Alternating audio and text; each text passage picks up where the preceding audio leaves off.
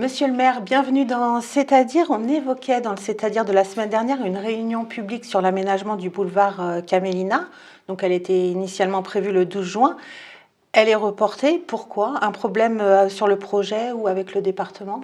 Avec le département, non, pas spécialement. C'est-à-dire un problème de la conception du projet. Je crois que je vous avais dit la dernière fois que j'avais un désaccord sur le nombre de places de stationnement.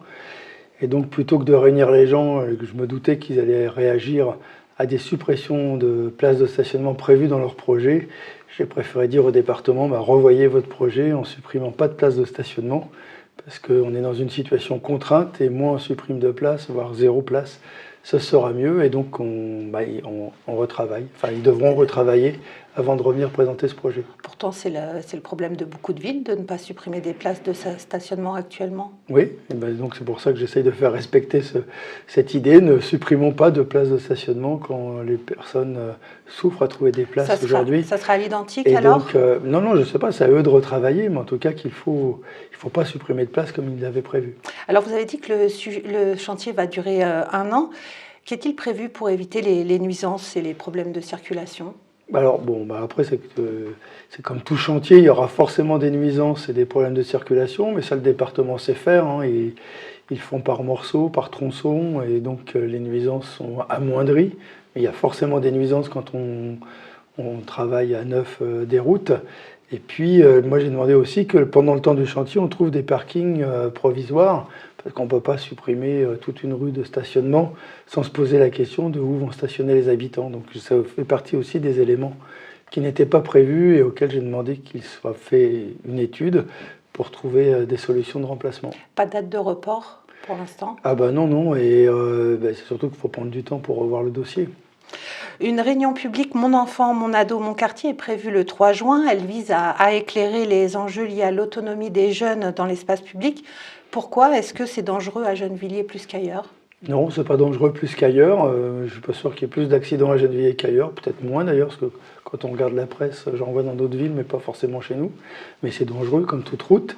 Et donc l'idée, c'est surtout d'avoir un moment de concertation. Mon enfant, mon quartier, c'est une nouvelle procédure de concertation qu'on met en place avec les parents, que ce soit sur les questions du périscolaire et de la place de l'enfant dans la ville.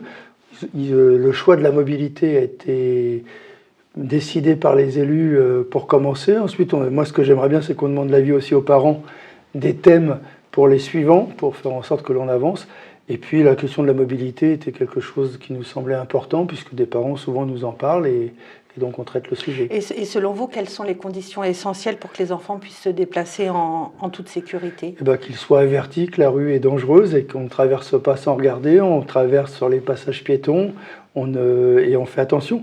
C'est pour ça que moi je me méfie de l'ultra-sécurisation des abords des écoles, parce que 10 mètres plus loin, c'est pas ultra-sécurisé. Donc il faut que les enfants soient habitués, éduqués, informés que la rue est dangereuse pour eux et qu'il faut faut faire attention. Et puis il faudrait que les automobilistes, qui sont aussi des parents, fassent attention quand ils roulent et respectent les limitations de vitesse et regardent la rue plutôt que de regarder autre chose, ne serait-ce qu'un smartphone. Donc pas forcément d'aménagement aux abords des écoles? On en fait, on est obligé d'en faire, hein. On en fait avec des dodanes, on en fait avec des barrières pour que les enfants ne courent pas tout de suite pour traverser. On va en refaire d'ailleurs autour de l'école Joliot-Curie à la demande des parents. Donc on fait des aménagements. Ce qu'il faut savoir, c'est que tous ces aménagements ne remplaceront pas la vigilance des jeunes et des enfants eux-mêmes, et des parents aussi, selon l'âge des enfants. Alors oui, ça concerne les jeunes et les enfants. Comment est-ce qu'ils sont directement consultés sur les politiques publiques qui les concernent? Est-ce que leur prise de parole est prise en compte, par exemple pour l'aménagement de leur quartier? Pas suffisamment. La prise de parole est prise en compte sur l'aménagement des cours d'école, puisqu'on le fait avec les élèves. On l'a fait aussi sur l'aménagement de la place devant le collège Édouard Vaillant. Ça a été fait avec les jeunes. En ce moment, on fait une concertation avec le club ado, des pré-ados, sur les activités du club et ce qu'ils souhaitent dans leur quartier. On en fait. Je pense que c'est des choses qui seront toujours à améliorer et que je souhaite qu'on améliore encore. À une période, beaucoup de sensibilisation à la santé, à la sécurité routière était organisée dans les écoles. Est-ce que c'est toujours le cas? Oui, bien sûr. Et on remet des prix aussi aux écoles. Chaque année, il y a la sensibilisation à la sécurité routière. On fait ça avec la police nationale, que je remercie d'ailleurs, parce que c'est une très belle collaboration. Il y a aussi, on a rajouté d'ailleurs aux années précédentes Apprends ton vélo, qui est aussi un moyen aussi d'apprendre à se déplacer en ville en vélo. C'est donc quelque chose de plus qui s'est rajouté ces 2 ou 3 dernières années. Et donc on continuera d'essayer d'améliorer cette éducation à l'espace public. Alors actuellement, il existe 18 points écoles. C'est là où des agents sont mobilisés pour assurer la sécurité aux abords des établissements. Est-ce que c'est suffisant? Il y a des parents qui vont nous dire non. Moi, il n'y a jamais eu autant de points écoles.